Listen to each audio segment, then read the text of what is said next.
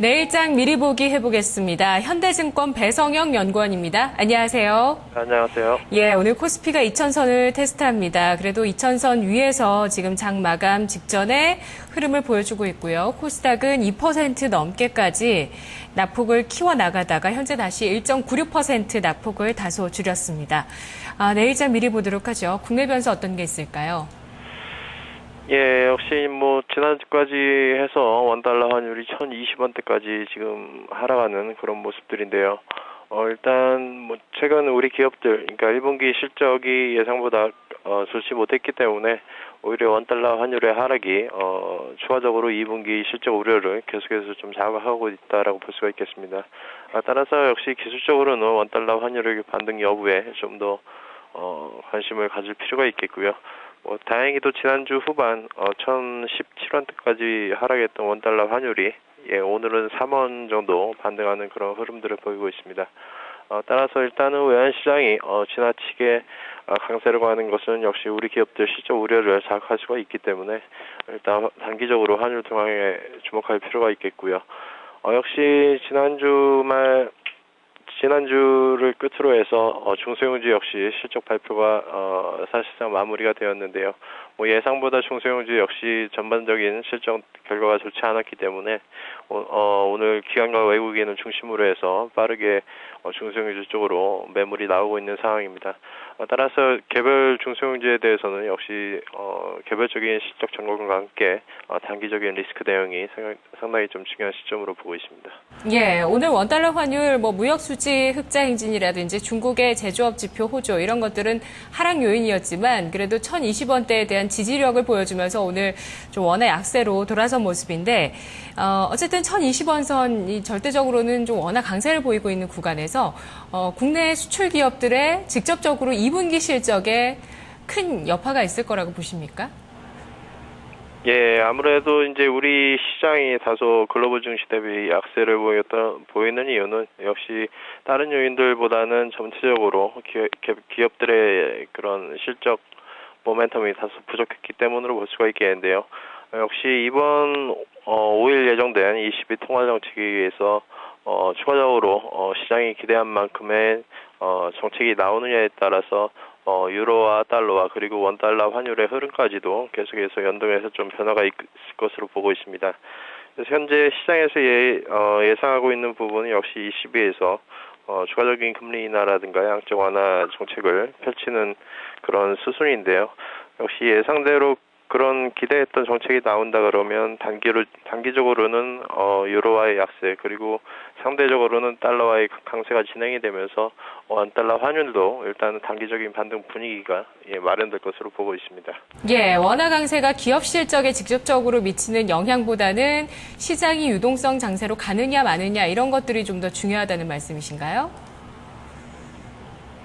지금 글쎄요, 유동성 장세라고 언급하기에는 다소 부족한 부분들이 있는데요. 역시 외국인의 매수만 지금 시장에 유입이 되고 있는 상황이고, 국내 내부적인 투자자들은 역시 펀드 환매라든가 개인들의 차익 매물이 계속해서 2,000포인트 이상에서 나오고 있는 상황이기 때문에, 우리 시장 자체만의 특징을 유동성의 장세라고 좀 규명짓기가 애매한 상황입니다.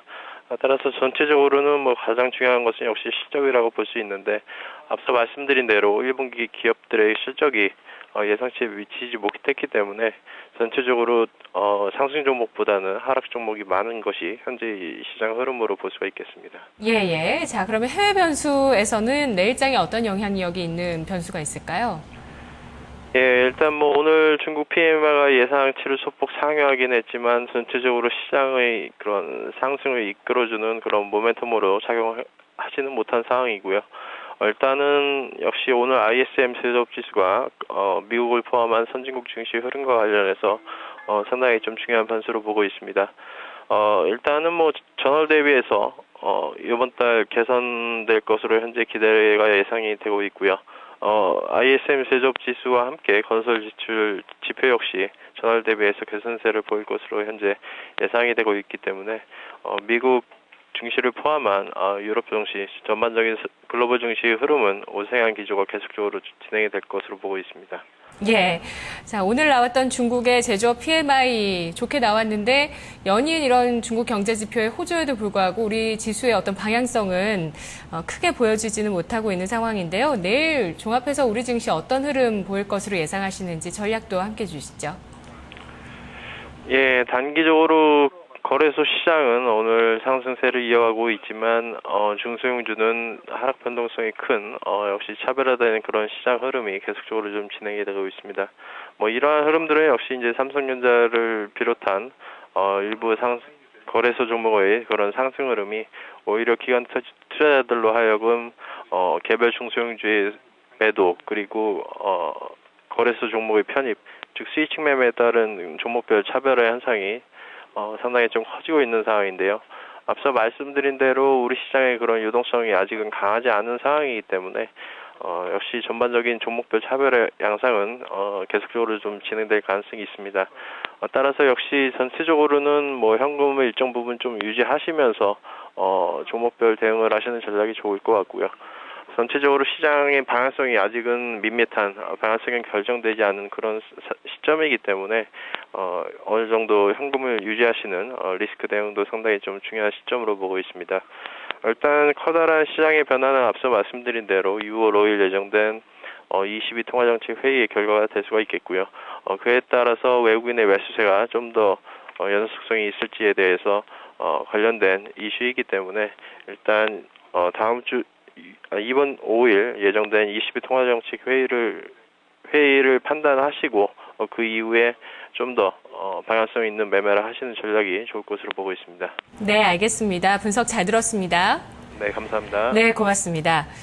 일단은 현금 비중을 확대하시고 앞으로 나올 시장 방향성에 맞춰서 대응할 필요가 있겠다고 보고 있습니다. 단기적으로는 22 통화정책 회의 전후로 해서 외국인이 매수세를 연속성을 가지고 또 이어갈 수 있는 것인가 이런 부분들 짚어주고 계셨는데요.